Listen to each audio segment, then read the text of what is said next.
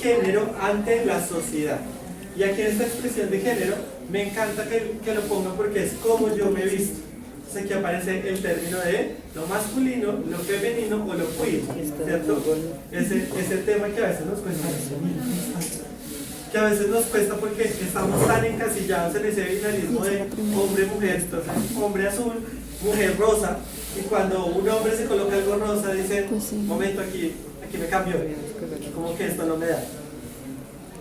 La tercera es la orientación, y aquí es donde empieza a haber todo un espectro bastante interesante, porque es la atracción sexual, erótica o amorosa.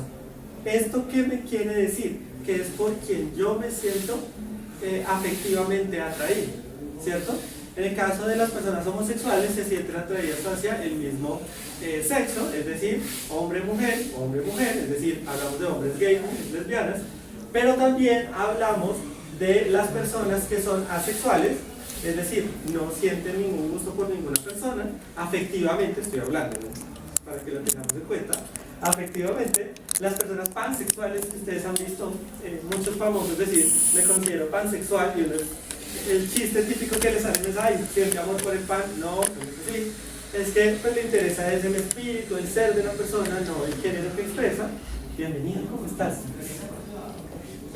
O también puede estar la persona sexual, que como les dije, es la que dice definitivamente, o sea, no me siento atraído físicamente.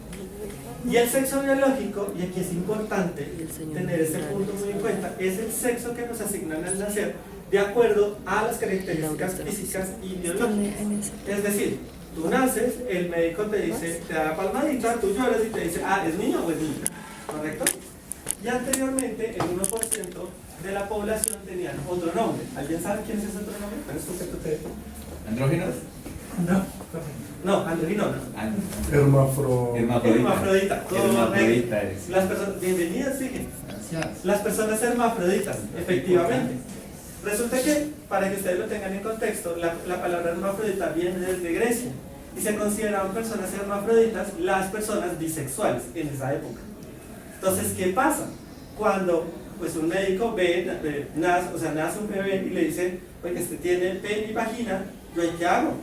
Entonces dice, es hermafrodita, en el mejor de los casos, porque en otros casos muchos médicos decían, papás, ustedes tienen que escoger uno de los dos, porque acá solo se permite macho o hembra, ¿cierto? ¿Qué pasa con esas personas que tenían esas mutilaciones genitales? Que a medida que van creciendo, empiezan a tener problemas hormonales, porque nacieron con los dos géneros, con los dos sexos, perdón, con las dos características fisiológicas, pene y vagina. Entonces cuando uno empieza a crecer, entonces aquí luego vámonos a adolescencia, entonces hombres, uno empieza a ver mal, uno empieza a ver que el pene empieza a crecer, que le empieza a salir vello púbico, que empieza a tener barba, ¿cierto? Mujeres, le empieza a crecer el busto, les empieza a ensanchar las caderas y viene el denominado periodo. Entonces imagínense si a ustedes, siendo intersexuales, por lo que anteriormente se conocía como hermafrodita, le dicen, no, ¿sabes qué? Tú vas a ser hombre. Y te llega el periodo y tú tienes literalmente tapada la vagina. Pues es un problema hormonal, que no hay por donde fluye el flujo vaginal, para la redundancia. Entonces, sí existen, las personas intersexuales existen, pero viene también otro problema a nivel social, y es que no necesariamente se sienten representados.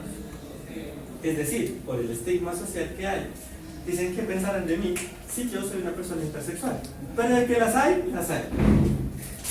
Hay una probabilidad de que al menos uno de acá sea intersexual. Hola, bienvenida, sigue. ¿Y esto por qué es importante explicarlo y entenderlo? Porque estamos acostumbrados a hablar entre población LGBT y entre activistas, ¿no? Pero es que se nos olvida que nosotros tenemos que hablar de las personas heterosexuales. Porque es que para nosotros esto puede ser muy sencillo. Pero las personas heterosexuales todavía siguen diciendo, para mí usted es un hombre, punto. Y uno, no, yo me identifico como una persona no binaria, queer, y súmele que le empiecen a agregar también parte de la relación sexoafectiva que tienen. Entonces tengo una relación poliamorosa con esquina no sé qué, y uno queda como, momento, me perdí, ¿cierto? Entonces es importante que ustedes también Tengan en cuenta esto. ¿Para qué? Para que cuando hablemos con una persona heterosexual y nos diga, oiga, no entiendo, pues nosotros podamos explicar. O si tenemos una familia o un familiar que esté saliendo del closet, ustedes tengan la total tranquilidad de decir, oiga, yo fui a una conferencia, me explicaron esto y lo entendí. ¿Cierto? Hasta aquí. ¿Alguna pregunta? ¿Todo preocupantemente claro? Listo. Buenísimo. ¿Y por qué hago esta primera introducción? Porque cuando hablamos de historia LGBT, ¿cierto? Siempre nos vamos a Stonewall. Y entonces empieza esa historia por allá con Silvia Permarcha y lo único que contamos es precisamente la historia de cómo fue el disturbio en Stonewall el 28 de junio, en un bar en donde entra la policía y arman tropel y dicen aquí no puede pasar. Pero ¿qué estaba pasando en Colombia? Y entonces en Colombia empezamos a hablar de las marchas. Y entonces aquí hay una pelea, que a mí me encanta esa pelea porque dicen, son 40, son 41. Hola, bienvenida. Hola, perdón. Tranquila, sigue. Y dicen, son 40, son 41, son 43, es que yo fui el primero, es que yo fui el segundo. Venga, empezó el movimiento. Más allá de cualquier cosa empezó. ¿Y cómo empezó? Imagínense que para que usted y yo, persona heterosexual o persona homosexual o persona no binaria o persona trans o queer, estemos acá y saludemos a esa gente. ¿Qué dijo? Me mamé. Y me mamé literalmente de que me estén cascando en la calle, me mamé literalmente de tener que esconderme, pero la ley todavía no me lo permite, no me permite ser quien soy. Recordemos que hay dos hitos que le debemos a los años 90, y es la primera, la Constitución, donde dice todos ante la ley somos libres e iguales, ¿cierto? Y la segunda, en el año 92, la OMS saca la homosexualidad y la transexualidad del DSM-4 o Manual Diagnóstico de Enfermedades Mentales. Entonces, imagínense, la primera fue en 1982, 10 años. Y de ahí para atrás, porque de ahí para atrás había más gente homosexual que no se atrevía a salir de su closet. Y no se atrevía por lo mismo que está pasando ahorita. ¿Cierto? Ay, Cristian, pero usted cómo es de brutos y ahorita tienen mismos derechos. Ahorita la Corte Constitucional ha dado el derecho a adopción, ha dado el derecho de matrimonio, ha dado el derecho a la pensión de la pareja. Pero vaya, usted salga acá con su pareja, si es homosexual. Peor aún, vaya a salir de que esté trans. De prostituta, ladrona, abusadora de menores, eso me genera las cosas. Pedófilo, ya vamos subiendo un poco más. Por bajito que le digan a uno, si es que no le escupe, le hacen zancadilla O lo matan. ¿no? o lo matan. Lo matan. Que ahorita los crímenes de odio por las personas LGBT están súper altos. Entonces imagínense, ahora, actualmente el último registro de la marcha, que fue el año pasado, se registra de 200.000 personas marchando. ¿Ustedes saben lo que es eso? Son ríos de gente marchando. Y se llenó en la plaza de eventos del Parque Simón Bolívar. Para que ustedes tengan una idea, esa plaza de eventos se llena con 100.000 personas. Y eran las 6 de la tarde y la gente seguía y seguía y seguía y seguía llegando. Entonces fue una expresión súper potente. Pero ¿cómo empezaron? Con 32 asistentes y 100 policías. Eran más los policías. Y entonces ahí uno se pregunta, ¿por qué? ¿Estaban haciendo algo malo? ¿Cierto que no? Hasta donde sé la historia, ¿no? Porque también se debe quedar derecho a la duda. Por ejemplo, una pregunta que me hacen. ¿Ellos en esa época sufrieron algún tipo de agresión? Sí. O sea, los apedrearon, no los dejaban pasar, Precisamente los levantaron llegó, a golpes como en esta figura. casi, precisamente llegó hasta la Plaza de las Nieves, porque hubo gente manifestándose diciendo Bogotá es católica y cristiana, y aquí ustedes no pasan. Por eso llegó hasta las Nieves. Ahora, para que la marcha llegara hasta la Plaza de Bolívar, pasaron años. Años. Estoy hablando de casi 2007, 2008. ¿Hasta dónde era antes? Hasta donde los dejaron llegar. Hasta donde puedes llegar. Hasta donde puedes llegar. ¿Qué pasa después de esto? Que empezamos a manejar un concepto que es, en ese momento se gritaban arengas un poco fuertes, de, oiga, mirón, una se al montón, su hijo es lesbiana y su hijo maricón. Entonces era un poco fuerte, Pero la gente también decía, pues es cierto. Y empiezan a meterse más gente. Y entonces la Plaza de Bolívar se queda chiquita. Porque la Plaza de Bolívar se llena con 30.000 personas, si la memoria no falla. Y entonces viene el 2000, y me estoy adelantando un montón, pero ahorita ya volvemos. Llega el 2020, estamos en el 2024, llega el 2022. Estamos terminando pandemia, no nos permite todavía hacer eventos públicos, ¿cierto? Y decimos, después de pandemia, vamos a hacer la marcha, pues vamos a salir. ¿Qué es lo peor que nos puede pasar? Pues que nos infectamos de COVID, pero ya ve la vacuna. Volvemos a hacer la marcha y eran ríos de gente llegando. ¿Por qué? Porque la gente decía, tengo que llegar, por lo menos.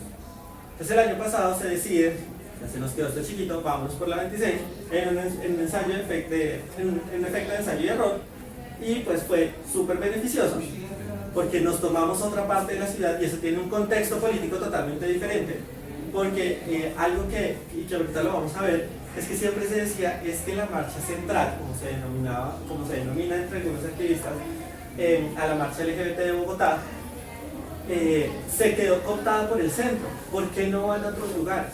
Entonces dijimos, vámonos entonces para otro lado. Y nos fuimos para el Simón Bolívar y lo llenamos. Ahora, la nueva administración de la mesa decidió este año volver a la Plaza de Bolívar, sus razones tendrán, para volver a tomarse ese espacio. ¿Listo? ¿Qué pasa entre el 82 y todo lo que llevamos en este tiempo? Y es que hay una parte muy interesante, y es que dicen, ¿usted por qué sale a marchar? ¿Por orgullo de ser homosexual? Sí. Porque es que cada paso que hemos dado, cada marcha que hemos dado, cada situación que hemos dado nos ha permitido conseguir derechos.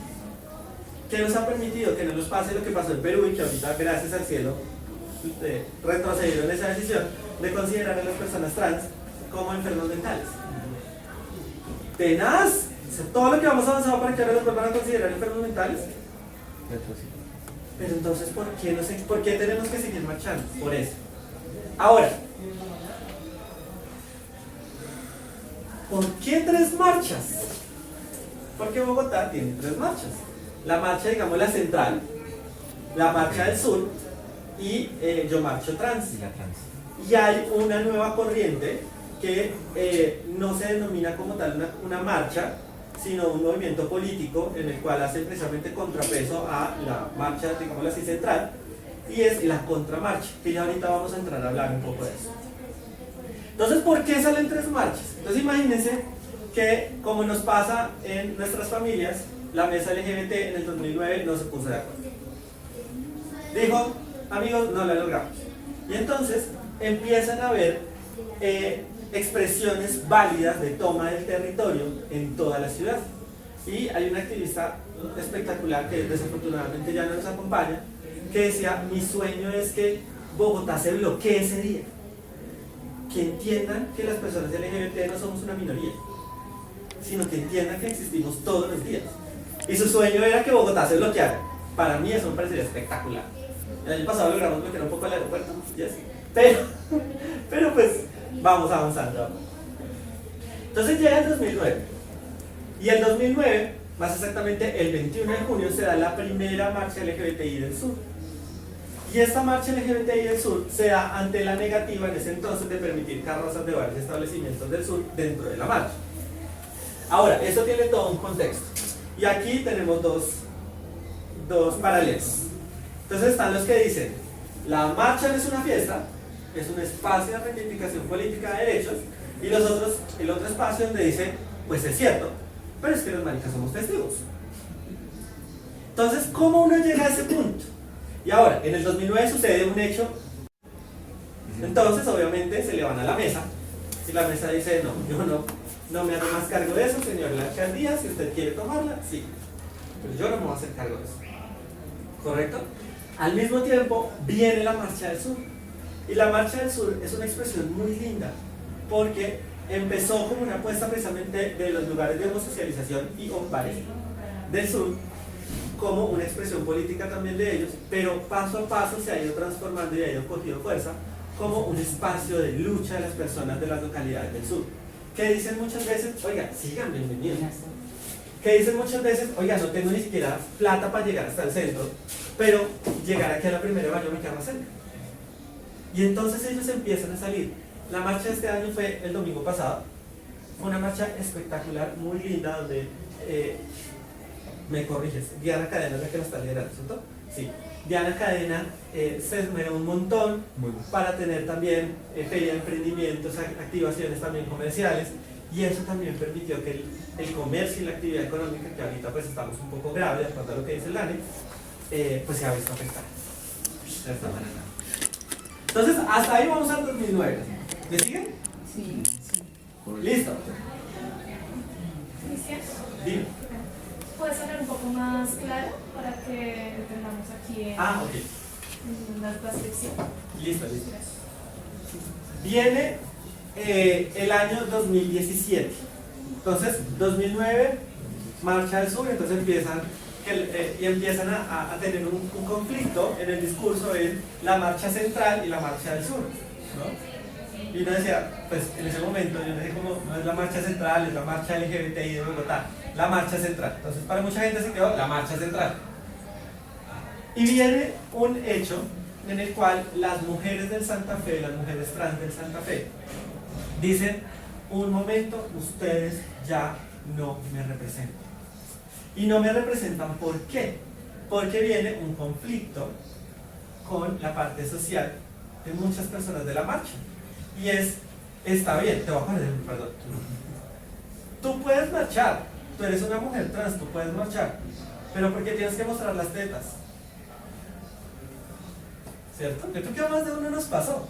Y nos preguntamos por qué las mujeres trans mostraban sus pechos. Hasta que tuve la fortuna de hablar con una y me dijo, porque es que mis pechos es mi expresión de vida. Y porque si yo quiero mostrar los pechos, los muestro porque harto me costaron tenerlos. Y entonces ahí uno dice, tiene razón. Si ustedes compran un carro lujoso, ustedes van y lo muestran, ¿o no? Ustedes salen a chicanear. En ciertos sectores, claramente. Uno sabe también cómo está la seguridad de Bogotá. Pero usted sale y chicanea, ¿cierto? Eso mismo pasaba con las mujeres trans. Y empieza otro conflicto. Y es que empiezan crímenes sistematizados, ya documentados de las mujeres trans. Antes no pasaba eso. ¿Y por qué no pasaba eso? Porque anteriormente, voy a ponerte de ejemplo, para no poner los textos. Voy a ponerte ejemplo. Digamos que tú eres una mujer trans y te llamas, tu nombre identitario es Camila, pero tu nombre como aparece en la cédula es Camilo. A ti te enterraban como Camilo. ¿Cuántas mujeres trans habían asesinado antes del 2017? Muchas. No sabemos. Ahora, existe otro, y me voy a desviar aquí un poco, existe otro tema, y es que las mujeres trans, dentro de sus dinámicas sociales, empiezan a estar en espacios familiares donde la mujer trans mayor o la que se hace cargo del resto la llaman madre. Entonces, si tú eres una mujer trans que te expropiaron, digámoslo de eso, desde ese punto, de tu lugar de vivienda, y en ese momento que te expropian de ese lugar de vivienda, empiezas a tener una filiación familiar, te entierran y tu familia se entera, tu familia de sangre es la que tiene el derecho de enterrar y de decidir cómo te entierran. Entonces imagínense lo violento que era para las mujeres trans del 2017 para atrás no poderse enterrar con su nombre. O sea, me llamo Camila, no Camilo. Pero pues a mi familia de sangre que hace años no veo, se le dio por decirme Camilo y me entierran como Camilo. Entonces Yo Marcho Trans sale como una reivindicación a la vida de las mujeres trans que han sido asesinadas, y aquí hay un acto político hermoso que viene precisamente de las madres de las mujeres trans, y es que deciden decorar con flores y placas los lugares donde fueron asesinados. Entonces ustedes dirán, ay Cristian, no debe ser mucho. Los invito a que ese día se vayan por el Santa Fe y van a ver calles llenas de flores, porque son miles las mujeres trans que han sido asesinadas en Bogotá. Hay un subregistro. Pero este año no va a ser en el Santa Fe. Voy para allá. Sí, sí, porque la trasladan al sur, a ver qué connotación va a tener y cuál va a ser como el impacto. De Obviamente hacemos ejercicio de reivindicación y pues porque realmente las densidades se entienden, visibilizadas por la densidad. De acuerdo.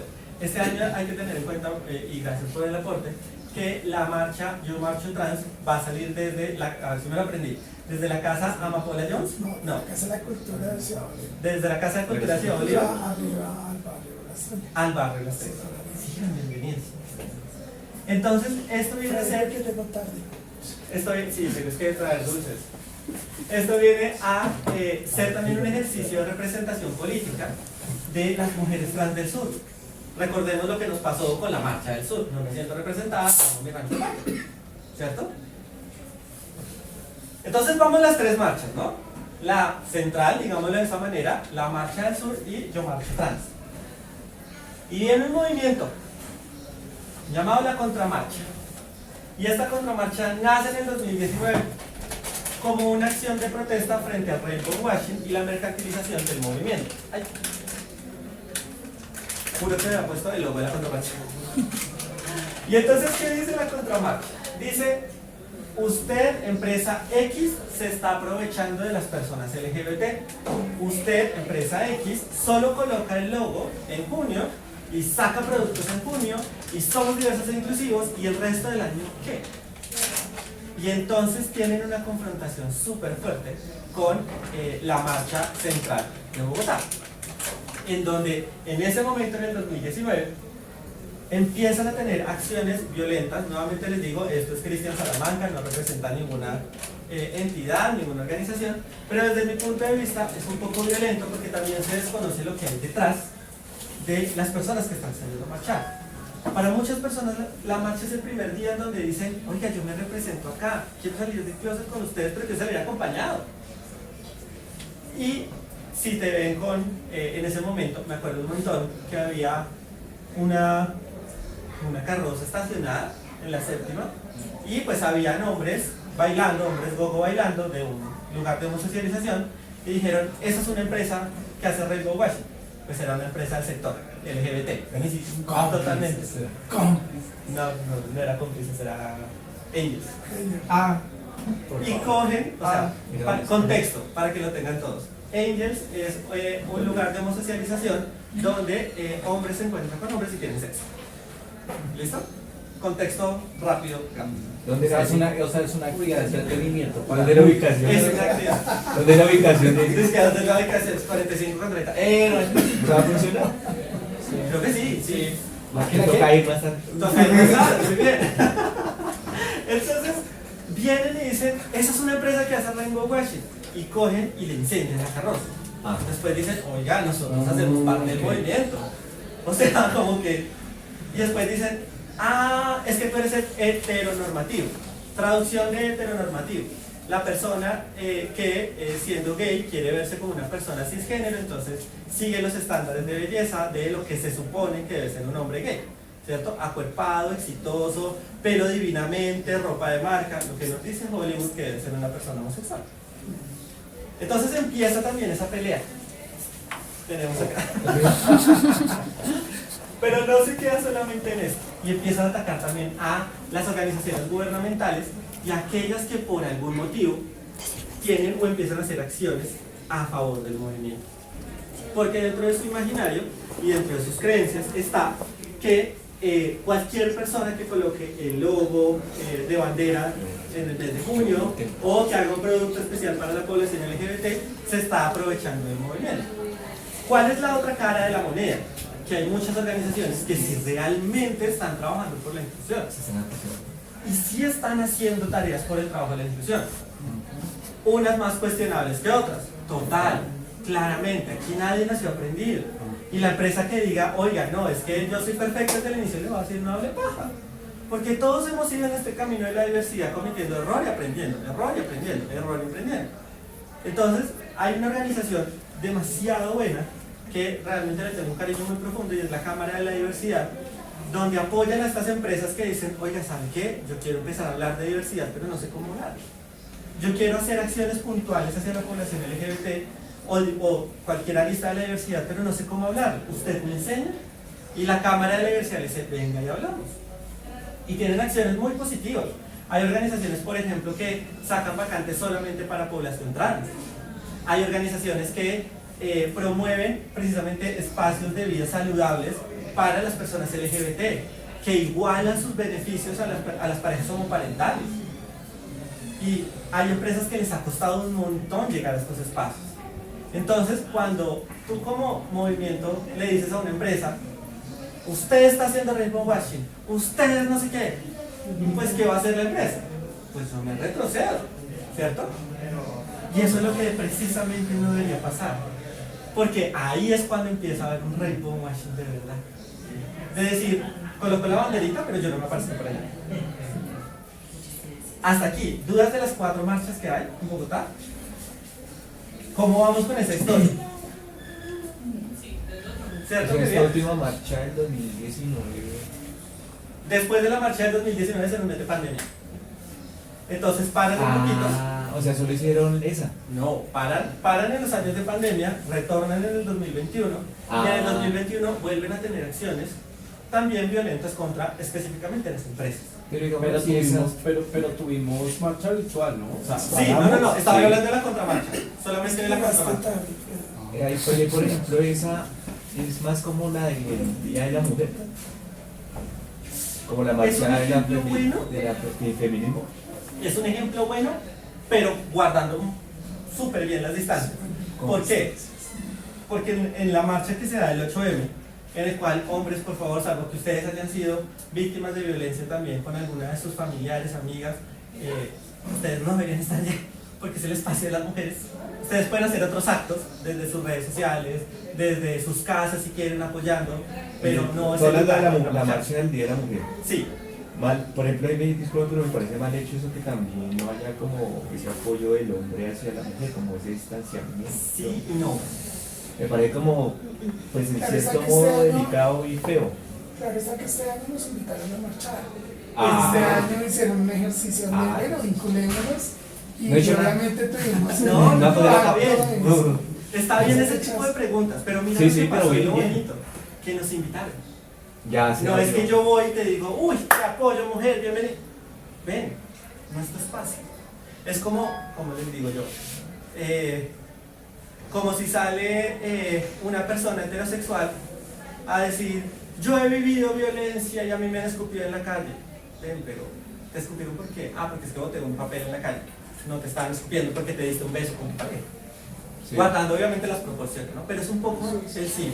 Y mira que eso también sigue cambiando porque yo he estado haciendo actividades culturales en las casas de la mujer y hay mucha mujer que antes lo recibe a uno. Claro. Por lo porque- chulo, no diga porque, No, no. porque les gusta también socializar y romper como ese estigma de que tiene que ser Claro. feminismo y que venga un hombre acá y lo colgamos de donde sabemos. Claro, y es que ahí viene otra parte, y es los diferentes polos, Sí. ¿no? Los diferentes polos que tienen todas las luchas sociales.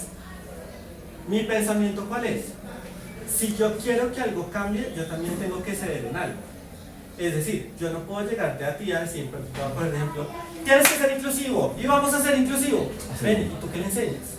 ¿Cómo le estás dando ese paso? ¿Cierto? ¿Cómo estás llegando a decirle, mira, estás haciendo acciones y conductas que no son inclusivas? ¿Cierto? Eso mismo nos pasa en el feminismo y eso mismo nos pasa en la población LGBT.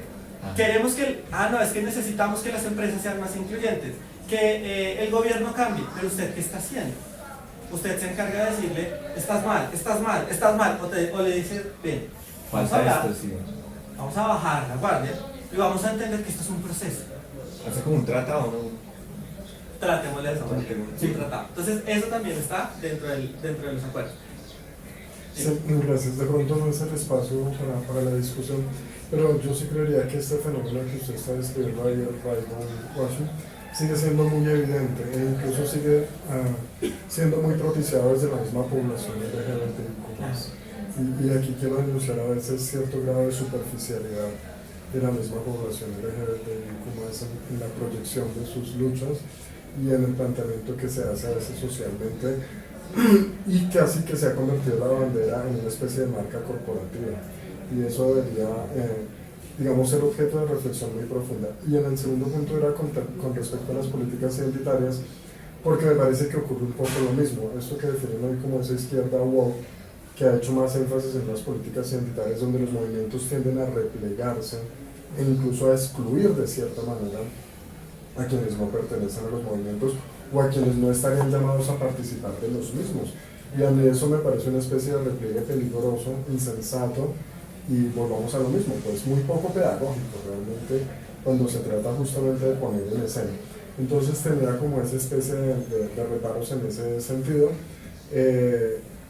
Y una reflexión obviamente a quienes están en el activismo, yo lo dejé hace mucho tiempo, en parte porque empecé a notar eso, que la población LGBTI estaba jugando un juego, más que todo de mercadeos, y donde se convierte la bandera en una marca corporativa, donde incluso se excluyen dentro de los mismos movimientos LGBTI a otros sectores. Entonces ese me pareció un juego bastante peligroso porque era como, bueno, vamos al gueto, el gueto es chapinero, la banderita es nuestra imagen corporativa y si tú no eres gay, ¿qué haces acá?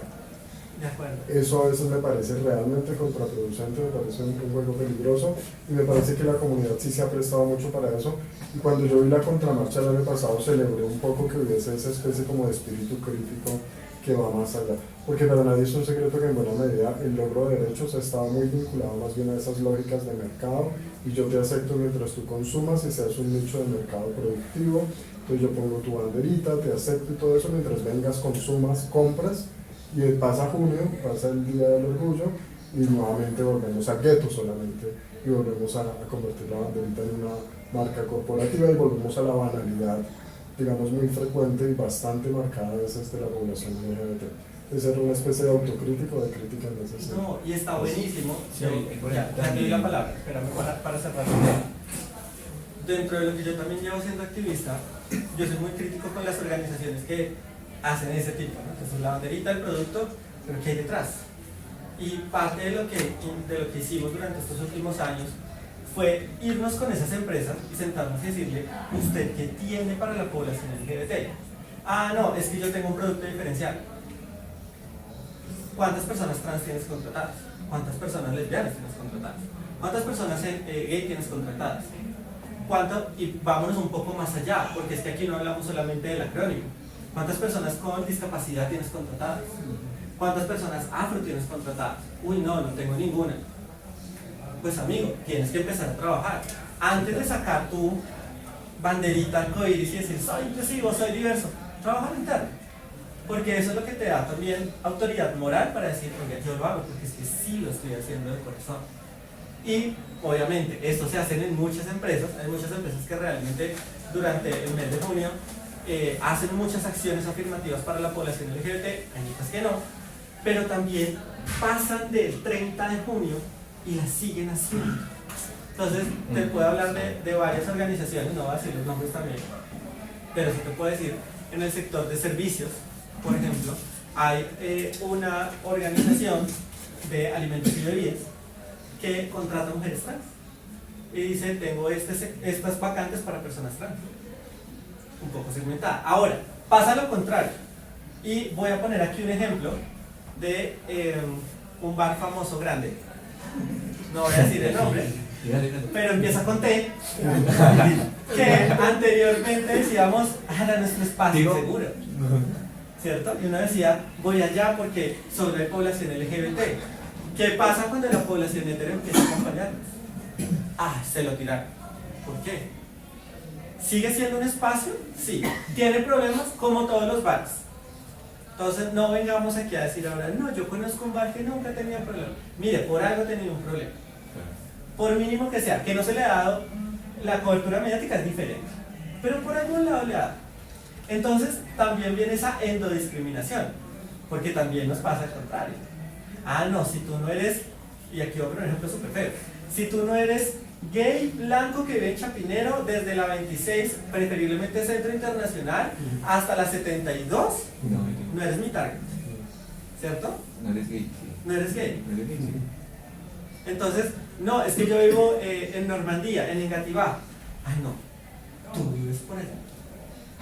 Y uno es como, ¿sí? Sí, que las más- personas LGBT habitamos toda la ciudad. No es más el país. a nivel de LGTBIQ, sino más elitismo. estratificación. Entonces empieza un tema de discriminación. Eso es más una, perdón que te interrumpa, Tranquilo, dale. pero me parece que es más una cuestión de clasismo, De clasismo.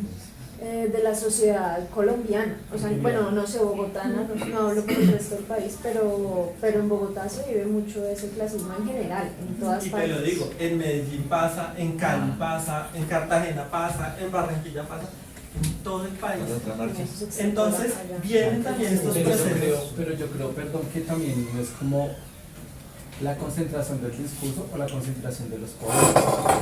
Porque es que finalmente también cuando se empieza a gestar esta élite de lo diverso, que no era lo diverso y sino era lo marica o los maricones como tal. Bonita palabra, a mí me encanta esa palabra. Lo que pasa es El que poder de la grosería. Claro, lo que pasa es que se empiezas a gestar es en un escenario de un hombre blanco, efectivamente blanco, con una posición económica privilegiada, que fue finalmente que fueron finalmente los que permitieron o los que gestaron, abrieron esas puertas para que se hiciera un montón de cosas. Ahora que en el proceso histórico han tomado vertientes evolucionales que se han categorizado y se han incluso encontrado discursos en conflicto, justamente eso, que tiene que ver con el origen, la clase, la posición económica, el origen, la procedencia, ¿sí? Y eso también empieza a validar al interior del movimiento unos estándares o unos móviles para preservar la hegemonía del dominio, o sea, Del poder, de la del concentración del poder. pero entonces pero esa hegemonía está sobre dentro de los mismos maricas, dentro de los mismos maricones. ¿Quién puede dominar a los otros maricas y quiénes son los otros maricas que se dejan dominar? ¿Sí? Que siguen bajo ese yugo. ¿Sí? Entonces ahí es donde surge un poco como esa disputa, esas lógicas, y luego no sé, después de Planeta Paz y toda esa vaina empiezan a generar, a emerger Contexto, unos nuevos Planeta Paz, ejercicios. años 90, 2000. Ajá, Estamos hablando bien. claro, incluso si vamos a hablar un poco atrás de la época de los Felipitos y todo ese tema, era la época, era como fue la época del oscurantismo para Bogotá y Medellín, que incluso no podíamos hablar de lo abiertamente de los temas, sino por eso es que a nosotros nos obligaron a vivir muchos años en la oscuridad. Entonces no es gratis, tenemos videos donde uno va a mamar, a culiar, a todo ese tema en lugares oscuros, porque es que en ese momento de la historia estamos relegados a estar en la oscuridad, no éramos visibles porque no se hablaba de esto públicamente. Y si se hablaba públicamente, entonces en el caso de las mujeres trans, no eran mujeres trans, eran hombres disfrazados de mujeres. Y eran obligados a quitarse las pelucas, a empelotarse en público, a recibir fuertes choques de agua fría a las 4 o 5 de la mañana, que los recogían acá en el centro o en el norte o en Chapinero y los traían a la estación de Germania y ahí de para arriba los ponían a hacer, o en el peor de los casos eran los serviles de los policías de turno. Entonces son como todos esos discursos que se empiezan a contraponer y empiezan a eso. Y para esa época también no había ni siquiera mujeres lesbianas, entonces tocó empezar a buscar esos referentes que tenemos hoy en día, como Manuel Belandia, como Plinio Carvajal, como Diana Mascaros, que está en Francia, como Sebastián Romero, como una Elizabeth Castillo, que fueran esas primeras personas que se quitaron de alguna u otra manera la pena, la vergüenza, porque además atravesamos esos escenarios de la pena y la vergüenza, que ay, qué pena que digan, que se den cuenta que soy marica, ¿sí? Qué vergüenza, ay, sí, ay, Dios mío, me van a crucificar vivo, ¿sí? Ese tipo de cosas. Y esos referentes fueron los que se atrevieron a hablar por primera vez, a hablar acerca de un montón de personas que estaban en la oscuridad y que necesitaban ver un poquito la luz o acercarnos a la luz. Y para ir complementando un poco y también ir cerrando el espacio, las marchas siempre son necesarias. Sí, total. Salir a marchar es necesario, porque es que si no hubiera habido esa marcha en el 82, Claro. si no hubiéramos continuado, estarías. estaríamos todavía con máscaras, mis estimados. Porque sí, hay que aceptarlo, nuestro país es conservador, machista. Hay que aceptarlo. Sentido sacó un estudio que si lo quieren leer se los recomiendo un montón, en donde decía educación sexual sí, pero no así. Entonces, tú, maestra, no me le hables de educación sexual. Ah, venga, entonces yo como papá le tengo que explicar, papá, ¿cómo se pone un condón? Ay, no sé, mijo, pregúntele a su mamá. ¿Y la mamá? Porque lo explican en el colegio. ¿Sí? Entonces volvemos a ese tema también del mito de la sexualidad, y eso es otro espacio que tocaremos. Pero volvamos a esta historia. Y es que también hay muchos que dicen, la marcha no me representa. O sea, toda esa gente que sale allá no me representa. A mí me gustaba un meme que había que decía, es que cariño, la marcha no es tu representante público. O sea, la gente que sale a marchar es porque dice, me mamé de estar metido en el closet, quiero luchar por lo que estoy haciendo. Y los que son aliados, que son heterosexuales, salen y dicen, estamos con ustedes. Y las empresas, muchas empresas que salen y dicen, estoy con ustedes y estoy parado en la raya. Porque si llegan a mi oficina con un caso y yo veo algo de discriminación, yo denuncio y digo, qué pena, pero aquí no pasa. Entonces muchas empresas también se han sumado con esto, y esto pues también nos da una representatividad. Y está bien si usted me dice, la marcha no me representa. De acuerdo, es su posición. Yo no lo puedo obligar. Pero para otros, es la primera vez que salen. Es la primera vez que están allá diciendo, tú eres igual a mí, tú eres igual a mí, tú eres igual a mí. Se atrevieron. No pienso, o sea, no estoy mal, no estoy enfermo. Y yo les confieso, la primera vez que fui a una marcha, yo ese día, preciso, eran unas pruebas del SENA Sheila Jiménez, con Caracas. Y yo salí y yo le dije a una amiga, oiga, Camila, me acompaña a ver qué están haciendo allá. Yo ya sabía qué pasaba allá, pero yo nunca me atreví. Y entonces yo me fui, y dije, ok, ¿qué están haciendo acá? Y yo veía a las trans y mi amiga, ¡ay, tiran las tetas al aire! Y yo decía, pues, normal. Para mí era normal, es como, ya he visto otras cosas. Y yo decía, vi pasar mucha gente, y muchos jóvenes. Y nunca se me va a olvidar un cartel de una señora que decía, abrazos de mamá gratis. Yo no le había hecho a mi mamá en ese momento que era gay. Y yo le miro y le digo, ¿me puedes dar un abrazo? Jamás se me olvidó que esa señora me dijo, si tu mamá te rechaza, aquí estoy yo. Ahora mi mamá no me rechazó, tengo una historia feliz, gracias al cielo. Pasó un proceso largo de salida del closet, no fue tan fácil, pero se logró. Y es que también ese es el primer momento donde muchos salimos. Muchos hemos salido del closet en nuestra primera marcha. Entonces, ¿qué hemos ganado marchando? Matrimonio. Es que a mí no me interesa que un juez me diga que tengo una unión marital civil de hecho. A mí me interesa decir que es mi esposo y que estoy casado. Que la iglesia no me case, magnífico, no me case, no me interesa. Pero el matrimonio me da derechos más grandes y más amplios que una unión marital de hecho. Y si yo estoy con la persona que amo durante tanto tiempo, ¿por qué no me van a valer el tema? ¿Qué nos dio? Acceso a la salud. Cristian, ¿cómo así que acceso a la salud? Sí, ustedes saben que las parejas homoparentales, las parejas homosexuales o las parejas trans también, no podían afiliar a su cónyuge al sistema de salud. Sí, yo sabía eso, que no podía. Mediante tutelas y demás y marchas exigidas. Y lo logramos. Acceso a pensión, adopción, reconocimiento legal, que las personas no binarias puedan llegar a la registraduría y decir, ¿sabe qué? Yo no me siento identificado con masculino o femenino, yo soy no binario. Cámbiame esa hora. Todo eso se ganó con las marchas. Y me encantan estas fotos que les coloqué porque es la representación de lo que vemos ese día marchando. Vemos parejas que por primera vez se pueden dar un beso. Porque las familias piensan que están bien de sí. Vemos jóvenes que por primera vez tienen acceso a estar de frente en un concierto. Vemos jóvenes. Eso me encanta. Y aquí sí quiero reconocer a los jóvenes millennials, bueno, millennials no somos tan jóvenes, centennials y los que vienen de Alfa, porque la tienen clara. Y en serio ustedes, me les quito el sombrero, porque yo no me encargaría de salir del closet ni abate. Yo salí hasta los 18. Depende, todo es del caso, ¿no? Pero quiero agradecerles por eso. También tenemos casos donde no salen o hay terapias de conversión, que ese es otro tema, ya que no vamos a tocar ahorita. Otro conversatorio. Ese es otro conversatorio, muy bien, ese es otro espacio. Pero eso es lo que ganamos marchando. Entonces, ¿para qué seguir? ¿Para qué seguir con esta vaina? Porque aún nos miran con desprecio. Porque aún tenemos que pensar 2 veces si le doy un beso en un restaurante a mi pareja. Es que me van a sacar. Pasó en McDonald's de Bucaramanga. Por si no lo saben. Y McDonald's, que uno dice, es McDonald's. La élite, la cream. Aquí también hay una lógica particular y es la siguiente.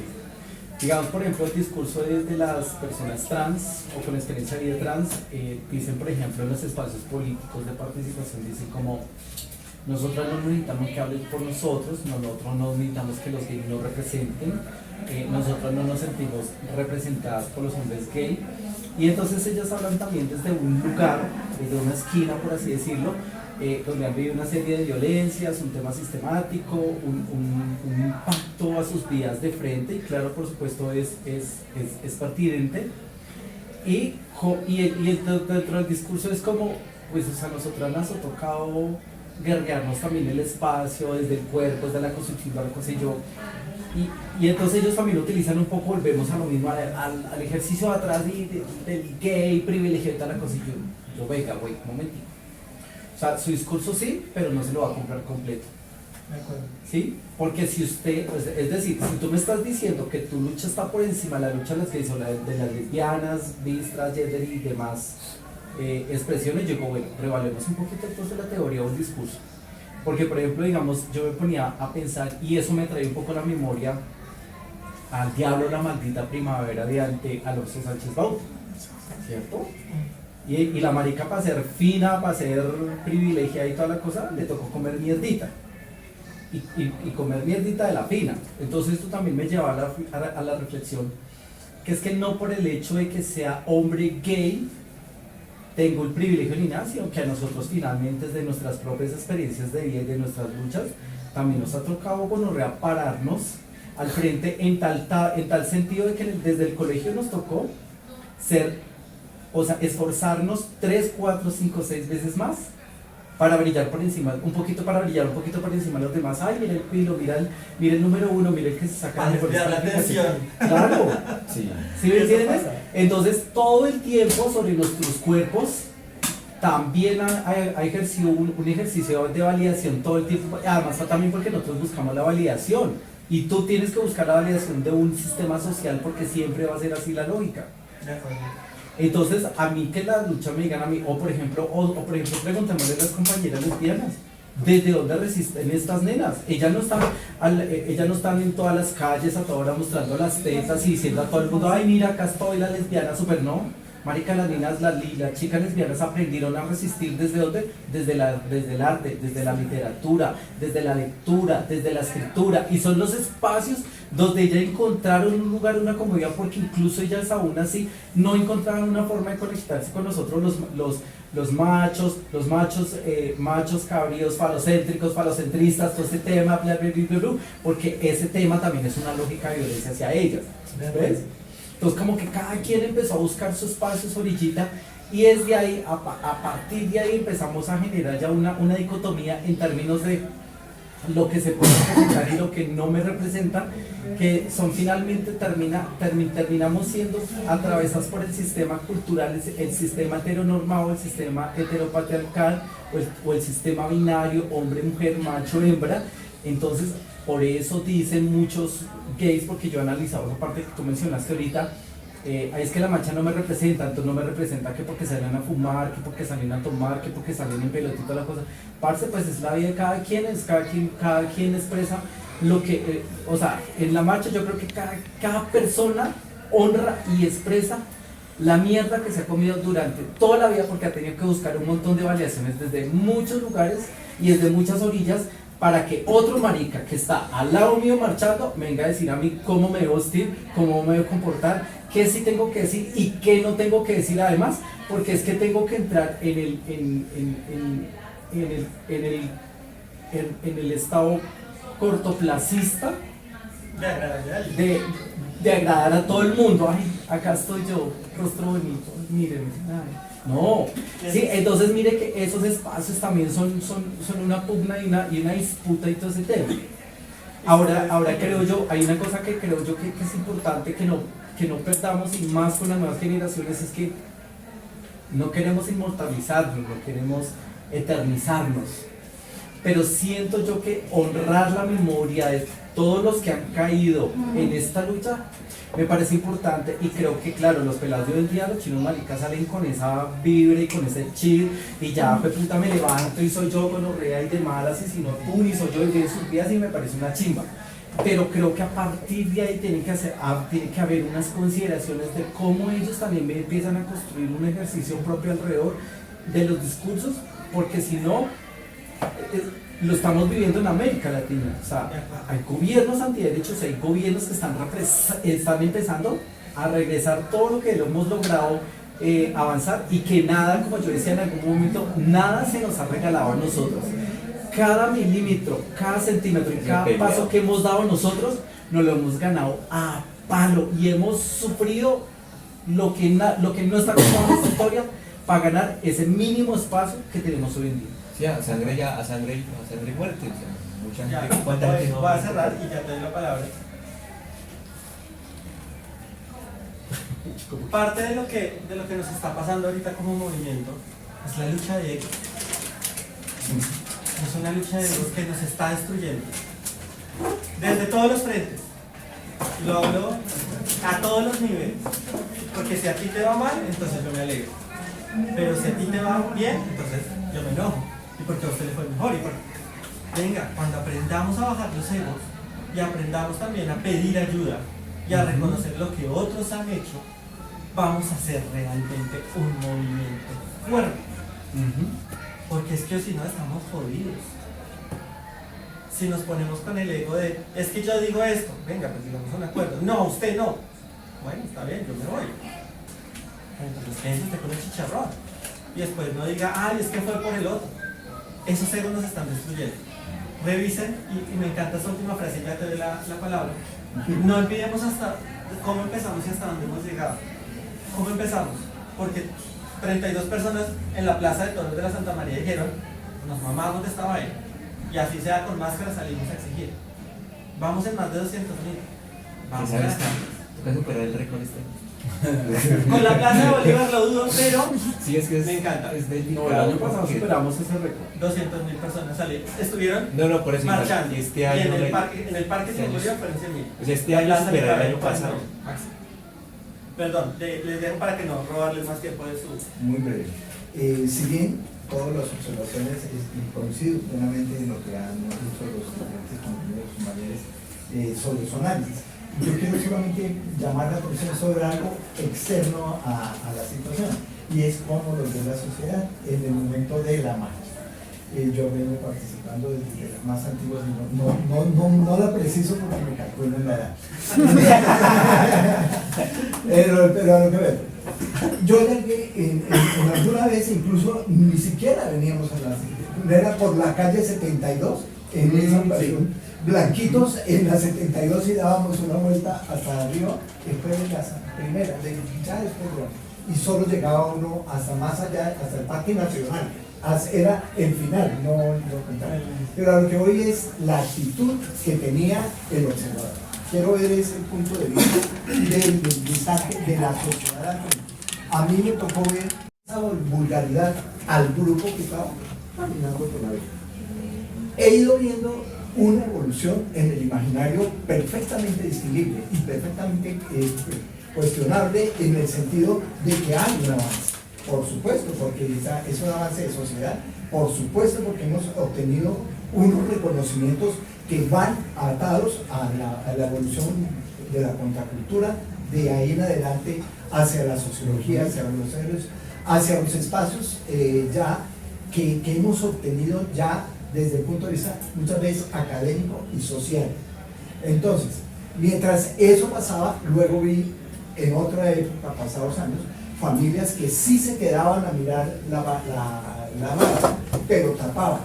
Y hoy, y lo digo en los últimos 3 años, he visto familias de hombres o jóvenes con mamá, hijo, familia, la más corriente, la típica, diciendo al niño, miren esto, quiero que lo vean. Es decir, deliberadamente están diciendo, quiero que conozcan esto porque esto es de la realidad, porque ustedes se encuentran con esto en la sociedad. Es decir, ahí ya hay una cosa, y ellos están ahí al frente y le están diciendo. Entonces, quiero también compaginar con lo que se ha hecho aquí, también la mirada del observador. Obvio, en los demás espacios hay todavía gente, unos estudios sobre que se hizo en la Secretaría de Educación. En los colegios distritales, en muchos sistemas especiales, los niños todavía tienen una influencia enorme de homofobia, y entonces el concepto más trascendental o conclusivo que tenían diciendo es, sí, yo los respeto, pero que no se metan conmigo, ojalá que no existieran. Es decir, todavía hay una visión de que lo ideal es que no existamos. Y la criminalización sobre ello además. ¿Sí? Cuando dice que no existe, o sea, sí lo respeto, pero allá, y ojalá que no existiera, eso es criminal. Por supuesto. Le están diciendo, usted no como el debe lenguaje, vivir. Es la supresión, es la supresión. Hay una supresión. Y ahí Usted no vemos cómo debe el vivir. lenguaje impacta, ¿no? De hecho, eso no es respeto, eso es tolerancia. Exacto. Y una Entonces yo tolerancia te respeto, como sospechosa. decía una influencer, te tolero, pero, a ver, no soy mi estimado. Ahí como